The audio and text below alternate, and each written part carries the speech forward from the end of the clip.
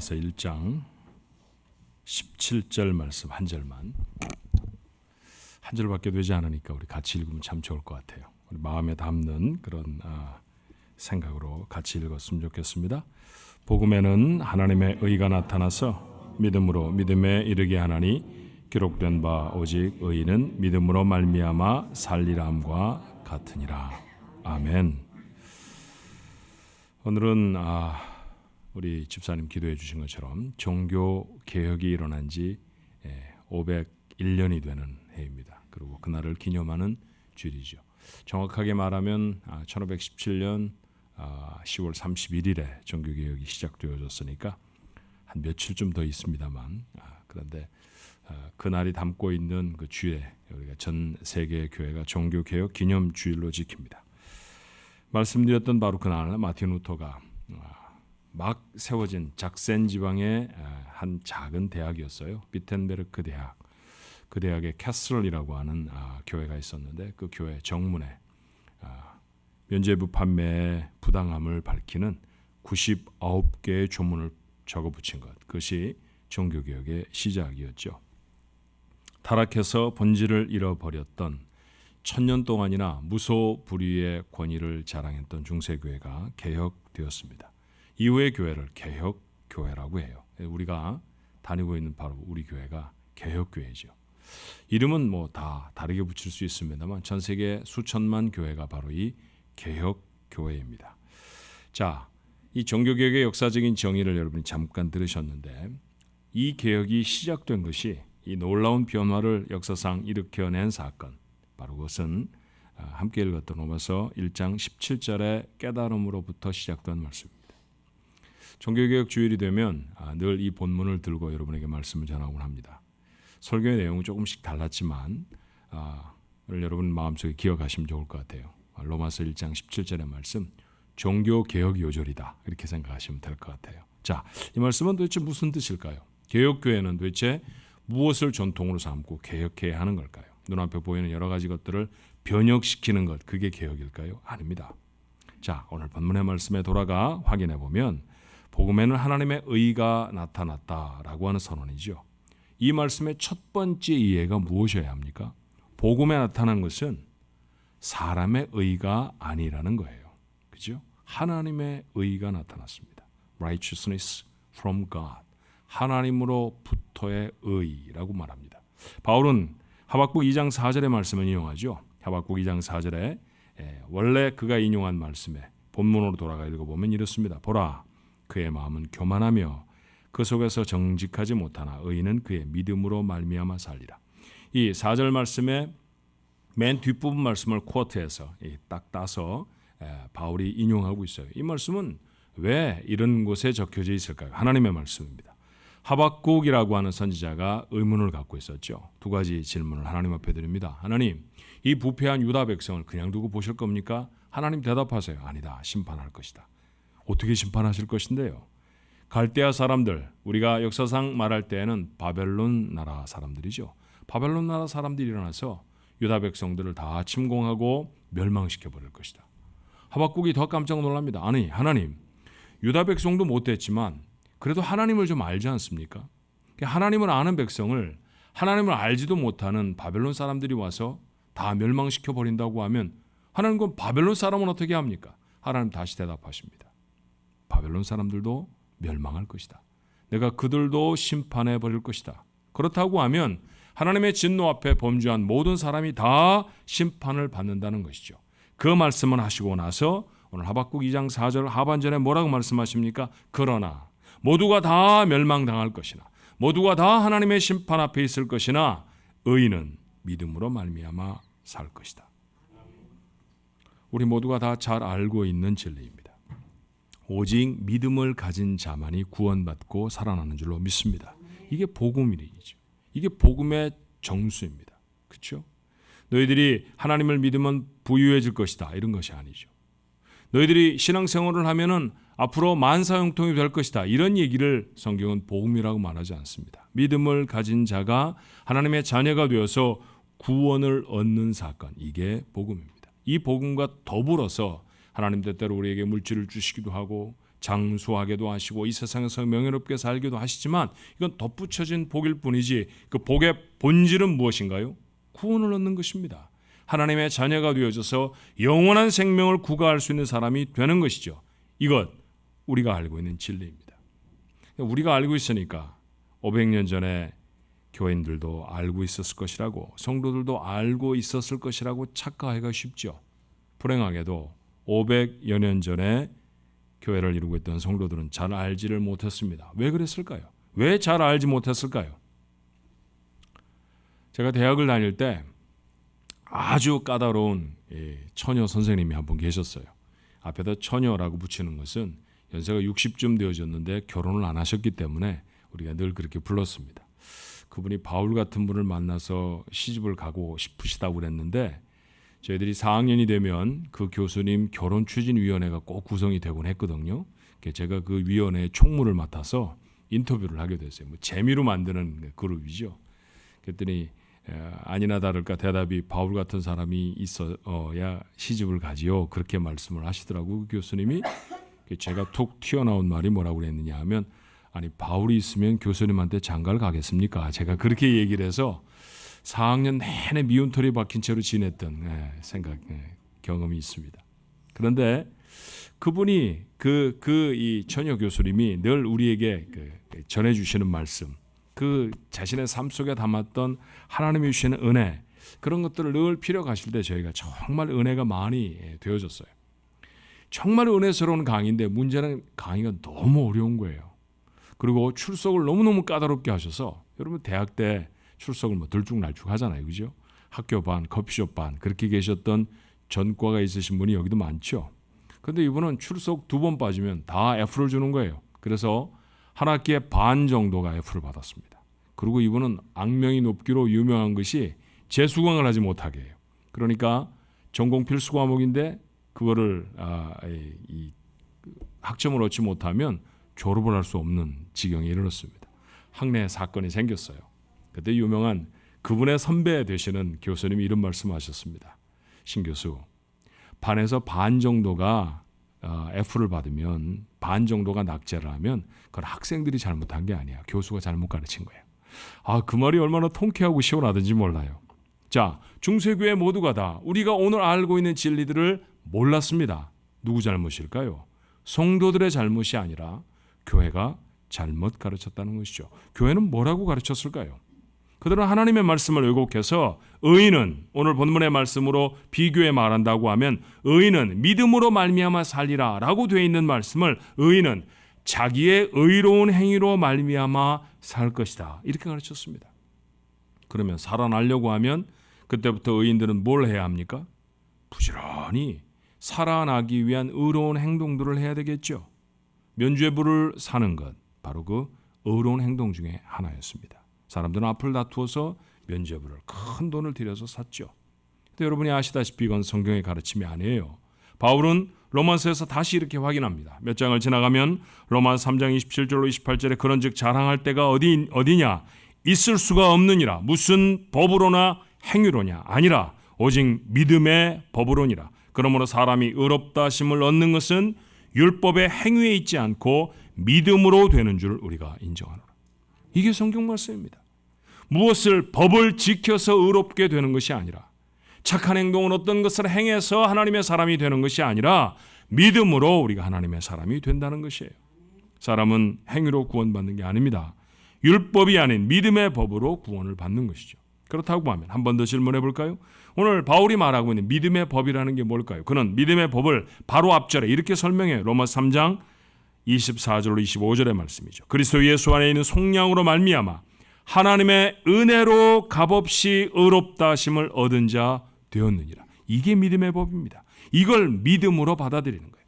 하나님의 은혜로 값없이 의롭다 하심을 얻었다라는 것이죠. 그리고 이 일을 위해서 하나님이 무엇을 하셨습니까? 이 예수를 하나님이 그의 피로써 믿음으로 말미암아 화목 제물로 세우셨으니 이는 하나님께서 길이 참으시는 중에 전에 지은 죄를 간과하심으로 자기의 의로움을 나타내려 하셨다라고 말합니다. 여기도 마찬가지로 하나님의 의로움이 어떻게 나타났나요?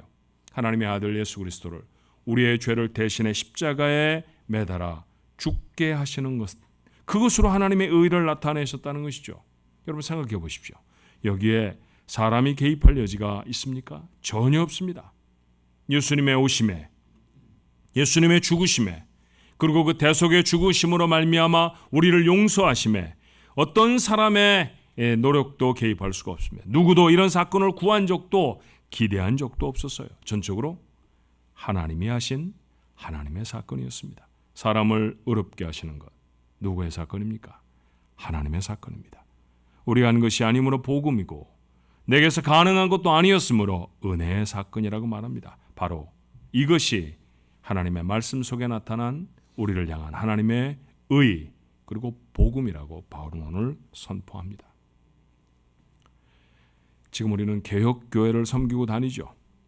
이 사실을 깨달은 루터가 95개조의 조문에 면죄부의 부당함을 밝혀서 교회 정문에 붙인 것이 종교개혁의 시작이라고 했습니다. 은혜로 구원을 받는다는 사실, 생명을 걸고 개혁자들이 높이 들었던 진리이죠. 이 진리를 기초로 해서 세워진 개혁교회가 우리가 다니는 교회입니다. 그런데 우리는 그 진리에 얼마나 가슴 뛰어 하는가 하는 것이죠. 오늘날의 교회와 성도는 또다시 예수의 십자가 아닌 사람의 일에 매달려 있는 것은 아니겠습니까? 내가 완전히 부패해버렸다는 사실을 인정하려고 들지 않습니다. 교만해서 누군가를 정죄하는 사람들마다 그 마음속에 자신의 부패함을 인정하지 않는다라고 하는 증거이죠. 자신이 자랑할 무엇인가를 만들기 위해서 부단히도 애를 씁니다. 이 자존심이 예수님의 십자가 앞에 깨어지지 않으면 절대로 구원은 희미한 사건일 뿐이라는 거예요. 개혁교회라는 것은 제도 몇 가지를 바꾸어서 되는 교회가 아닙니다. 개혁교회 성도라는 것은 그 전통을 이어간다는 것은 내가 살아가고 있는 방식 몇 가지를 바꾸고 수정한다고 해서 되어지는 게 아닙니다. 무엇입니까? 내가 하나님 앞에 철저히 죄인이고 하나님의 은혜로밖에 구원받을 수 없다는 사실, 그걸 확신하는 사람, 그것 때문에 가슴이 뛰고 그것 때문에 하나님 앞에 나서면 감격의 눈물이 나는 사람, 그 사람이 바로 개혁교회의 전통을 이어가는 사람이라는 것이죠. 베드로 주님을 만나고 이렇게 고백합니다. 누가복음 5장 8절의 말씀이죠. 시몬 베드로가 이를 보고 예수의 무릎 아래에 엎드려 이르되 주여 나를 떠나소서 나는 죄인이로소이다.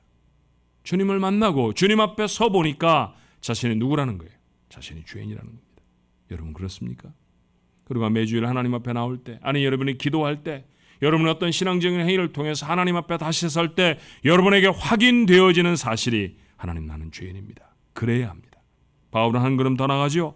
디모데전서 1장 15절의 말씀에 죄인 중에 내가 괴수니라. 디모데 전서 이렇게 성경에 이름이 붙였으니까 디모데에게 보내는 바울의 편지입니다. 디모데를 누구라고 표현하던가요? 내가 복음 가운데 낳은 아들이라고 말하지 않습니까? 아들 앞에 아버지가 어떤 모습이고 싶을까요? 자랑스러운 모습, 멋진 모습이고 싶지 않습니까? 복음을 전하고 하나님의 놀라운 일들을 감당한 사람으로 자신을 디모데에게 말하고 싶을 것입니다. 그런데 그는 뭐라고 말해요? 내가 죄인 중에 우두머리다. 누구보다도 감격적인 구원의 삶을 살았던 사도들 모두가 다 자신이 죄인이라는 사실을 압니다. 이것이 분명한 만큼 은혜가 간절해집니다. 은혜가 간절히 사모되는 만큼 그 사람에게 구원의 감격이 함께하는 줄로 믿습니다. 오늘 이 아침에 우리의 모습이 하는 것이죠. 내가 죄인입니다. 그러니 이 죄를 해결할 하나님의 은혜가 얼마나 고맙습니까? 그 은혜를 간절히 사모하는 자, 이 짧은 예배를 통해서 하나님의 구원의 감격을 회복하게 될 줄로 믿습니다. 하나님이 죄인된 나를 구원하셨다는 사실, 이게 얼마나 놀라운 사건인지 몰라요. 성경은 이렇게 말하죠. 로마서 3장 25절에 다시 읽으면 이 예수를 하나님이 그의 피로써 믿음으로 말미암아 화목 제물로 세우셨으니 이는 하나님께서 길이 참으시는 중에 전에 지은 죄를 간과하심으로 자기의 의로움을 나타내려 하셨다 했습니다. 오늘 성경이 좀 어려운 표현이죠. 우리의 죄를 간과하셨다. 이게 무슨 뜻일까요?